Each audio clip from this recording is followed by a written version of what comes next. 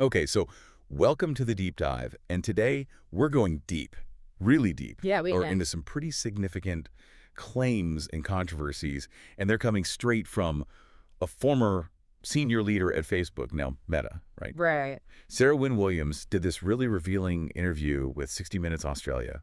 And that transcript, that's our source material for this whole deep dive. That's a good one. Yeah, and our goal is to really unpack all of this stuff, all these core insights, the issues she brings up, The controversies? the controversies, yeah, about how this massive tech company, I mean, we're talking Facebook, Meta, how it operates internally, its culture, and its impact on, I mean, all of us, right? Oh, world. Yeah, the world.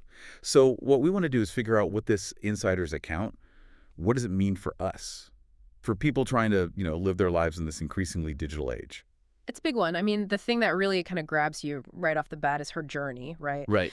Sarah Wynne Williams, she wasn't just some observer, right? Yeah. She was in the trenches, 7 years, deep inside Facebook. Wow. And she got all the way up, became the director of global public policy. Inner circle. Yeah, the inner sanctum. So she wasn't just, in some, like entry-level position or something. Right. She was right up there. Exactly. So when someone like that with that level of insider knowledge, when she becomes disillusioned, I mean, so disillusioned that she feels she's got to speak out, that tells you something. Right? That's a huge red flag. Yeah. It really is. And what's so interesting, too, is that she started out, so positive about Facebook. She really believed in it. Oh, yeah, totally. She thought it could be this force for good, change the world kind of stuff. Make a real difference. Yeah, real difference and impacting, elections, politics, like the very fabric of society, Yeah, she saw it as this powerful tool and there was no going back. Right, right. And then, I mean, she uses the word horrified. She became horrified by what the company actually represented. That's a strong word. It's a really strong word. And that's what we want to unpack, right? Like, what could lead to such a dramatic shift? What happened? Well, she talks a lot about Mark Zuckerberg. Yeah. And it seems like, in the early days, his focus was really different. Okay. He was an engineer, at his core. Tech guy. Yeah, tech guy. Really into the product, the code, all the technical stuff, Mm-hmm. Politics, global affairs, all that. Right. Not really on his radar. Yeah, not really his thing back then. And there's that story about the 2016 U.S. election, right? Oh, yeah. Apparently, Zuckerberg was just totally baffled when people suggested that Facebook might have had any influence on the election. Genuinely perplexed. Yeah. And, he got that Facebook could, influence people to buy things, Toothpaste? What? Yeah, toothpaste analogy. She uses that right. Yeah. But that it could, affect how people voted. That just didn't seem to click for him. Didn't compute. Yeah. And for me, that just highlights this potential disconnect right at the very top of this company with so much power. It's like a blind spot, right? Or maybe even, maybe they were downplaying it on purpose. Yeah. It's hard to say. But, here's this platform connecting billions of people, and the guy who created it doesn't seem to fully grasp or want to grasp how much political power it has. So she tries to, bridge that gap. She sets up all these meetings for Zuckerberg with world leaders. They're traveling all over. On his private jet, 16-hour flights, no movies, no TV. Just board games. Board games, yeah. And from what it sounds like, the understanding was, Mark wins. He wins the board games. Yeah. Which makes you wonder, right? Was he actually winning? Or was it, Encouraged. Yeah, heavily encouraged. Right. I mean, just raises these questions about, the people at the top at that level of power. Are they getting honest feedback? Are they really seeing the world as it is? It's like this bubble, right? This really insular world. You're surrounded by people who are, directly or indirectly making sure you're comfortable and you're winning. Right. And at some point, you can't tell what's real and what's just, people managing your reality. And it sounds like Williams is saying that this kind of thinking, this we get what we want no matter what kind of thinking, that was part of Meta's DNA. Okay, but it sounds like Zuckerberg's view of global affairs, it did start to change a little, right? Yeah, a bit. I mean, as he's meeting with all these presidents and prime ministers, traveling the world, he starts getting more curious, asking more questions about, how elections work, different political systems, presidential terms, that sort of thing. So he's getting into the nitty-gritty. Yeah, the mechanics of power. But it wasn't just curiosity, right? It sounds like Zuckerberg was seriously thinking about running for president himself. Whoa. Yeah, they were even talking about visiting Iowa, New Hampshire, the swing states. The campaign trail? Exactly. And then there's this really interesting thing. They made this change to Facebook's share structure. So he could step away for 2 years for public service, but still be the CEO. So he could run for president without giving up control of Facebook. Exactly. And that, I mean, that's a pretty big deal. It shows you how closely tied tech power and political ambition can be. And it's not just domestic politics, right? Huh. We're talking about global ambitions. Yeah. China, right? Yeah, China was huge for Zuckerberg. I mean, even without actually operating in China, the Chinese market was making Meta, $18 billion a year. 18 billion. Yeah. Yeah. And they saw it as key to their future growth, for the company's valuation. Like it was, as Williams put it, his white whale. The big one. Yeah, the ultimate prize. But to get into China, it sounds like Meta was willing to make some pretty disturbing compromises. Like what? Well, they were apparently okay with creating this special censorship tool, basically just for the Chinese Communist Party. Wow. So, some official could just go in and remove any content they didn't like. So much for free expression. Yeah, it really makes you think about, what these global tech giants are willing to do to make money, what lines they're willing to cross. And what's so interesting is when other countries ask for similar stuff, access to data, facial recognition technology, Meta just said no. Flat out no. But for China, they were willing to bend over backwards, Accommodate almost every request. Yeah, pretty much. So you got to ask whose values are really driving these decisions. Yeah, it doesn't look good. It really makes it seem like they were putting profits and market access ahead of, basic principles of free speech and human rights. It's a tough look. And then there's the whole issue of Meta's internal culture, right? Right. Williams paints this picture of like a playground for the powerful, Okay. where the rules that apply to everyone else, they don't seem to apply to the people at the top. And she brings up some pretty serious allegations against Sheryl Sandberg. Yeah, the COO. Right, the COO, Yeah. the lean-in lady. Right, the woman who's been, this huge advocate for women in the workplace. Right. But Williams describes this incident on a private jet where Sandberg allegedly invited her to her bedroom. Okay.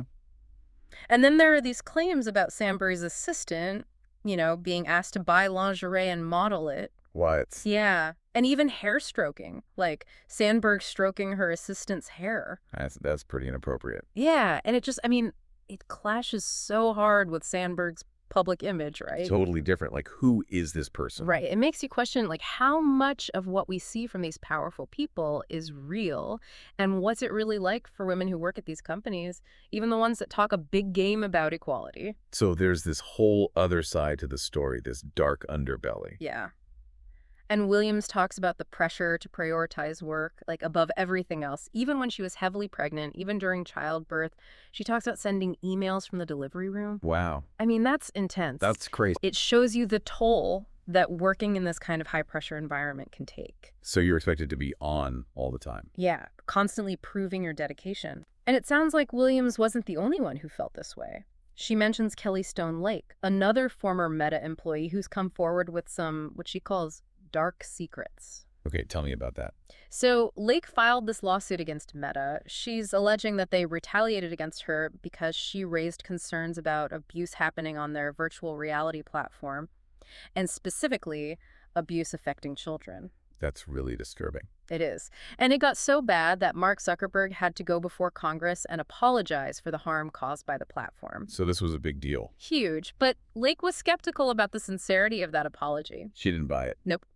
And then Williams drops this bombshell about how Meta was targeting vulnerable teenagers for advertising. Oh, yeah, this is where it gets really creepy. Yeah. They apparently developed this technology that could tell when a teenager was feeling worthless or helpless. So they were basically preying on kids' insecurities. It's really disturbing. And she gives that example of the 13-year-old girl who deleted a selfie. Right? And then they use that to target her with beauty ads, like at her most vulnerable moment. It's just wrong. And Williams was totally against it, morally objected to it. And what's really telling? A lot of the Silicon Valley execs wouldn't let their own kids use their products. Wow, that says it all. Right, like they know what they're creating and they don't want their own kids exposed to it. What does that tell you about what they're putting out there? It's scary.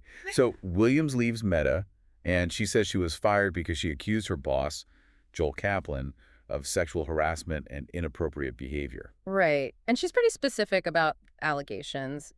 calling her sultry, having meetings from bed, asking really personal questions about her postpartum recovery. Like, about bleeding and breastfeeding? Yeah, that sort of thing. And if that's true, I mean, it creates this picture of a really hostile work environment. So what did Meta say about all of this? Well, they came out swinging. They called Williams an anti-Facebook activist, Okay. and they said they did an internal investigation and found that her claims against Kaplan were misleading and unfounded. Right. They said she was fired for poor performance and toxic behavior. So it's a real he said, she said situation. So who do you believe? It's tough to say, and it gets even more complicated because both Kaplan and Sandberg refused to comment publicly about any of this. So we're left with these competing narratives, and it's up to us to decide what to make of it. Exactly. We have to consider everyone's perspective, their motivations, and try to figure out what really happened. But despite all of this, despite everything she went through, Williams is still working in tech. Yeah, she's in artificial intelligence now. So she's not giving up on technology altogether. No. And she says she's sharing her story because she wants to see more awareness and accountability in the tech industry. So she wants to make a difference. Yeah, she wants things to change. And get this, she still uses Facebook. Huh? Yeah, she says she uses it to stay in touch with her 96-year-old grandmother. So even someone who's seen the dark side of Facebook, who's experienced all of this negativity, still can't completely escape its grasp. Right. It shows how deeply ingrained these platforms are in our lives, and it highlights the power they have, for good and for bad. It's a real double-edged sword. Absolutely. And as William says, we need to have some serious conversations about the power these companies have. So what's the takeaway here? What do we do with all of this information? Well, I think it's a wake-up call. This deep dive into Sarah Wynne Williams' story, it reveals a lot of concerning things about Facebook, about Meta. We talked about how the leadership maybe didn't understand the power they had, how Zuckerberg might have political ambitions, how they were willing to compromise their values to get into China. And then there's the internal culture, the potential double standards, the allegations of exploiting vulnerable users. It all makes you question what this company really stands for. And this is where you come in, right? Like, what does this all mean for you? Exactly. How do you engage with social media? What are the power dynamics at play? What responsibility do these companies have to you? And what should you expect from them in terms of ethical behavior and accountability? Those are big questions. Huge. And here's a final thought for you to chew on. Can a platform with this much global power, this much influence, can it really prioritize the well-being of its users? Put ethics first when it's also chasing growth and profits and maybe even political power? Yeah, that's the million-dollar question. And if the answer is no, what does that mean for all of us? That's something to really think about long after this deep dive is over. It's something we all need to be thinking about. Thanks for joining us on the deep dive. Absolutely.